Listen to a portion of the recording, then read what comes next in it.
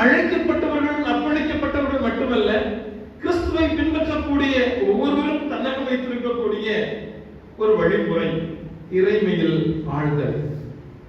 இன்று ஏப்ரல் 15 160 ஆண்டுகளுக்கு முன்பாக இதே நாளிலே நிகழ்ந்தேறிய ஒரு நிகழ்வை நான் உங்களுக்கு சுட்டிக்காட்ட விளைகின்றேன். அமெரிக்காவுடைய 16வது ஜனாதிபதியாக ஆபிரகாம் லிங்கன் பொறுப்பேற்றார். அவர் குடியரசுக் கட்சி வேட்பாளராக இருந்து ஜனாதிபதி ஆகி பாராளுமன்றத்தை நடத்தி கொண்டிருக்கூடிய தருணத்திலே தொடக்கத்திலேயே அவர் கொடுத்த வாக்குறுதி, இங்க இருக்கக்கூடிய கருப்பின மக்களுக்கு சம உரிமை, இங்க இருக்கக்கூடிய அடிமைத்தன முறை ஒழிக்கப்படுவதற்காக இந்த கட்சி முன்னிற்கும். எனவே இந்த 2 வாக்குறுதிகளை மக்களுக்கு கொடுத்து அதன் வழியாக அமெரிக்க நாட்டிலே சமத்துவத்தை நிலைப்படுத்துவதற்கு அவர் முயன்றார். அதற்கான மசோதாவை பாராளுமன்றத்திலே ஜனாதிபதி கொண்டு வர வேண்டும். முன் தயாரிப்புகள் நடந்து கொண்டிருக்கக்கூடிய தருணத்திலே சிக்கல் எழுகின்றது. சிக்கல் வேறு எங்கிருந்தும் அல்ல, அவருடைய கட்சியில் இருந்தவர்களாலேயே அவருக்கு சிக்கல். இது நம்முடைய நாட்டுக்கு சாத்தியம் அல்ல, நடைமுறை அல்ல. நமக்கு அடிமைகள் தேவை. நமக்கு கருப்பினத்தவர் ஒருவர் ஒரு கூட்டம் இருந்தால்தான் அவர் வழியாக நாம் வேலை பார்க்க முடியும். எனவே இவைகளை அழித்தொழிக்க கூடாது.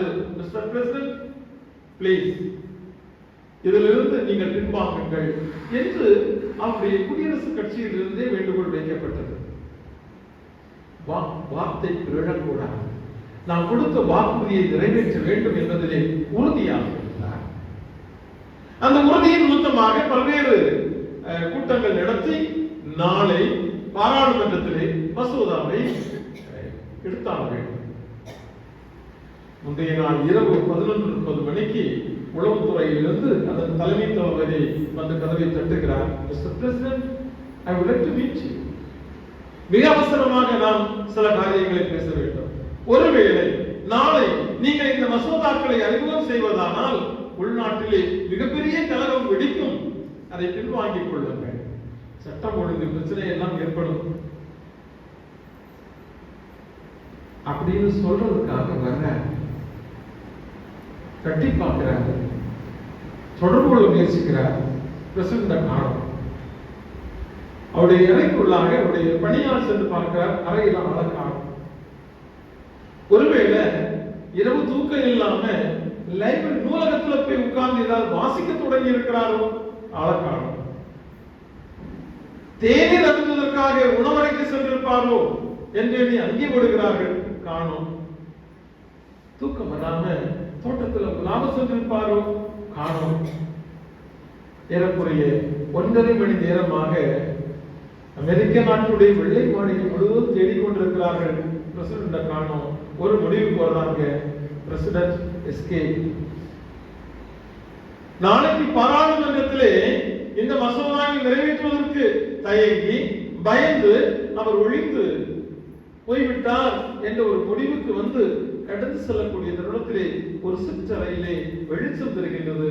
அங்கே போய் திறந்து பார்த்த பொழுது அந்த சிற்றாலயத்திலே அமெரிக்க நாட்டுடைய ஜனாதிபதி ஆபிரகாம் லிங்கன் அப்படியே நெடுஞ்சான்கடையாக விழுந்து கிடந்து மன்றாடி கொண்டிருக்கின்றார். சென்றவர்கள் அவரை தூக்கி எழுப்பி, நாங்க உங்களை தேடிட்டு வந்தோம், தேடினீங்களா? என்ன பிரச்சனை? இதுதானே? மனசுக்குள் கொஞ்சம் வலியாகத்தான் இருக்கிறது. அது ஒருவர் சொன்னார், மிஸ்டர் பிரசிடென்ட், டோன்ட் வரி, நல்ல காரியத்திற்காக நீங்கள் ஒரு முயற்சியை மேற்கொள்கிறீர்கள். கடவுள் உங்களோடு இருக்கிறார். எனக்கு தெரியும் கடவுள் என்னோடு இருக்கிறார். அந்த பிரச்சனை என்ன? நான் கடவுளோடு இருக்கிறேனா என்பதுதான். பார்ப்போம். அருமையானவர்களே, வரலாற்று சிறப்புமிக்க இந்த மசோதா அமெரிக்காவில் நிறைவேறுவதற்கு அவருடைய இந்த ஜெபம், அடுத்த நாள் அவருடைய கட்சியிலே யார் அதிகமாக எதிர்த்துக் கொண்டிருந்தாரோ அவர்தான் முன்மொழிய வேண்டியிருந்தது. எனவேதான் ஒபாமா என்ற ஒருவர் அமெரிக்காவிலே ஆப்பிரிக்க அந்த இனத்திலிருந்து பிரசிடண்டாக வர முடிந்தது. பாருங்கள், அந்த ஜனாதிபதி சுட்டுக் கொல்லப்பட்ட நாள் இந்த நாள், ஏப்ரல் 15. கடைசியாக சொன்னார், நான் இந்த நாட்டிலே மாற்றங்களை கொண்டு வருவதற்கு என்னோடு இருந்த கட்சியினரையோ குடும்பத்தினரையோ நண்பர்களையோ நம்பி நான் உழைக்கவில்லை. மாறாக இறைமையினுடைய ஆற்றல் எனக்குள் இருந்ததை உணர்ந்தே மாற்றங்களை கொண்டு வர முடிந்தது. அர்ப்பணிக்கப்பட்ட ஒவ்வொரு ஆளும் ஆண்டவரில் ஆழ்ந்து வாழ அழைக்கப்பட்டிருக்கிறார்கள்.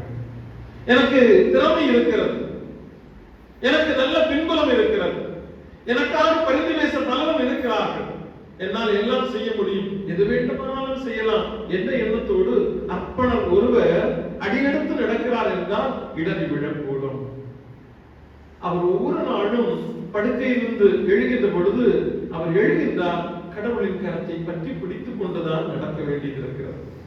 இறைமையில் ஆழ்தல் என்பது தவிர்க்க முடியாத ஒன்று.